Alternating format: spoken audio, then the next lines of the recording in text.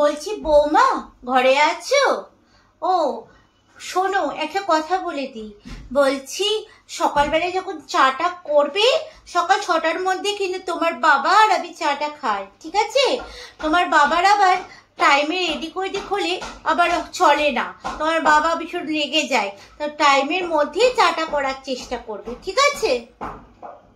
হ্যাঁ মা। ও চা আপনারা খাবেন না, আমি এসেছি বলে আপনাকে টাইম চেঞ্জ করতে হবে না। আর শুনুন, যখন বানাবেন তখন আমারটা বানিয়েন না, কারণ আমি যখন ঘুম থেকে উঠবো তখন আমি আমার নিজেরটা বানিয়ে নেব। আপনারা যখন খুশি নিজেরটা বানিয়ে খেন। বলছি বৌমা রান্না করছো? তো শোনো, তুমি তো ব্যাপারগুলো জানো না, তাই তোমাকে বলতে এলাম। বলছি তোমার শ্বশুর মশাই না একদম ঝাল ছাড়া খাবার খায়। তোমার শ্বশুর মশাই ঝাল দেওয়া খাবার একদম খেতে পারে না। একটু ঝালটা ঠিক মতো দিয়ে রান্নাটা করবে। আর বাবু না খাবারটাতে একটু মিষ্টি পছন্দ করে, মানে যে কোনো খাবার রান্না করবে একটু মিষ্টি দিয়ে করবে। তোমার তোমার আমার বাবু একদম ওই মানে মিষ্টি ছাড়া কিন্তু খাবার পছন্দ করে না। আর আমার জন্য মোটামুটি একটুখানি করলেই হবে, ঝাল নুন দিয়ে। অতিরিক্ত কিছু করো না, যেটা মুখে তোলা যায় সেরকম ভাবে করলেই হবে, ঠিক আছে?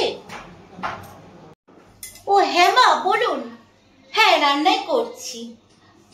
ও আসলে মা, আমি না একটু ঝাল আর স্পাইসি খাবারটা ভীষণ পছন্দ করি। তো আমার তো ঝাল আর স্পাইসি খাবারটা রান্না হয়ে গেছে।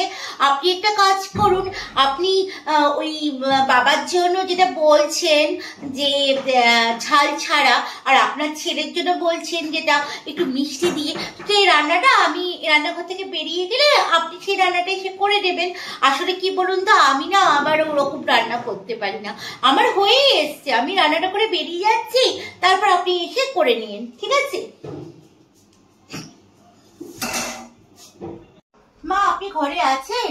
ও মা এসেছিল কালকে, তো আপনার জন্য এই শাড়িটা দিয়েছে। হ্যাঁ নিন।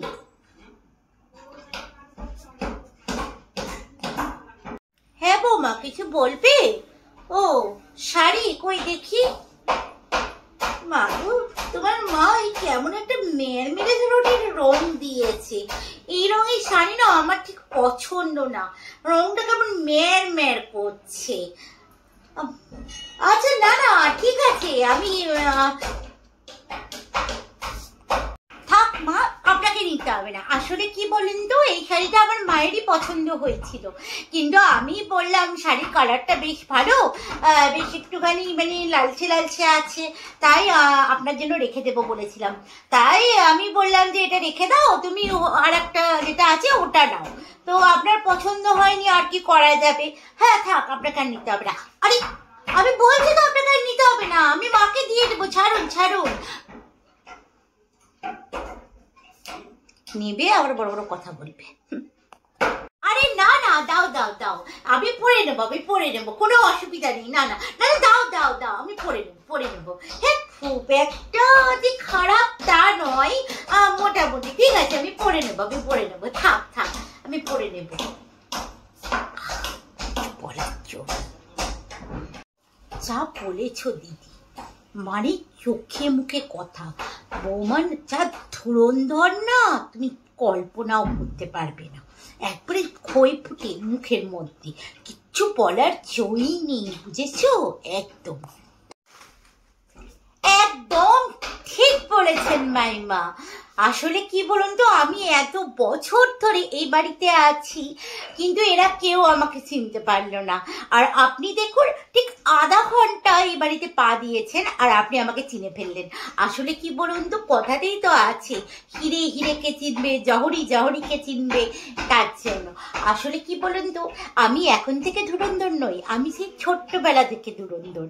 আসলে কেউ যদি চলে পাতায় পাতায়, তাহলে আমি চলি শিরায় শিরায়। কেউ যদি চলে ডালে ডালে, তাহলে আমি চলি তার পুরো শিরা উপশিরা জুড়ে, বুঝেছেন তো?